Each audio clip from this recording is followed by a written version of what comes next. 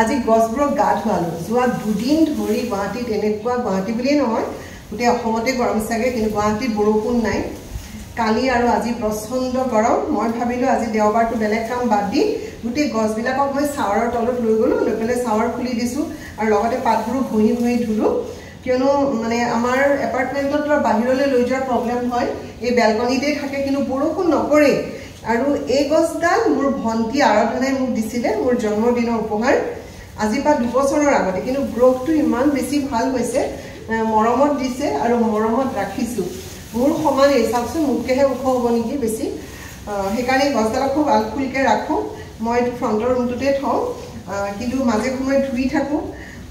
ওজন বেছি কাৰণে বাহিৰলৈ নিবলৈ বহুত দিগদাৰ হয় যি নহওক গছকেইডাল ধুৱাই পেলাই কিবা ঘৰটো কিবা ফ্ৰেছ লাগিছে আমাৰ যিদৰে গাটো ধুবলৈ মন যায় ইমান গৰমত গছবিলাকৰ গাটো ধুৱাই দিলে চাগে ভাল লাগে আমাৰ পোৱালিহঁত বহি আছে তলত টিকলাকেইটা বহি আছে এই চব কামতে টেষ্ট পায় ইহঁতে মানে বেলেগ ভাল পায় আৰু নাজান গা ধুবা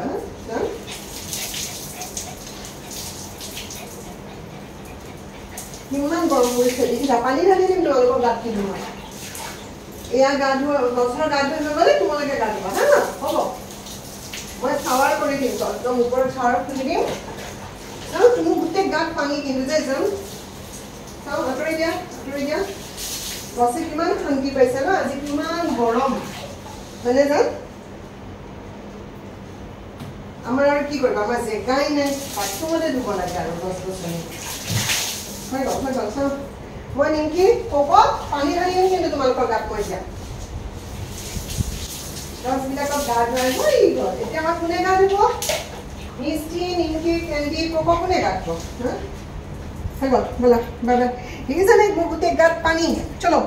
গাল বহুত ডাঙৰ হৈ গ'লে গছডালে গা ধুলে জানা আজি কি ধুনীয়া লাগিছে ন গছডাল তোমালোকে আজি গা ধুব নালাগে সেইদিনা ধুইছাহে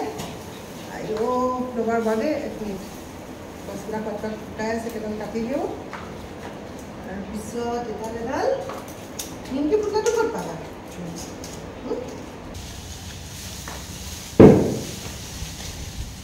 মই এডাল গছৰ নামটো পাহৰিছোঁ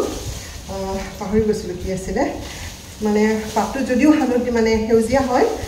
কিছুমান পাত য়েল্ল' হয় দেখিব বহুত ধুনীয়া লাগে এয়া বাঁহ গাজৰ দৰে মাজেদি ওলাই আহিছে আৰু ওখ হ'ব আৰু তলেদি যথেষ্ট ওলমি গৈছে গছডাল এডালো ধুই দিলোঁ মই আৰু আমাৰ ঘৰত ভাগৰ লাগিছে দাঙি আনিছোঁ যে আমাৰ ঘৰত বতাহ খুব বেছি মানে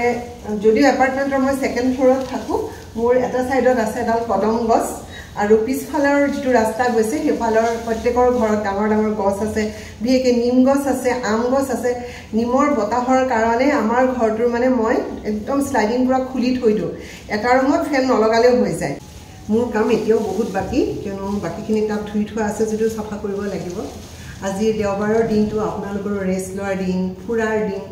দিনটো ভালকৈ যাওক আনন্দৰে পাৰ কৰক লগ পাম আন এক ভিডিঅ'লৈ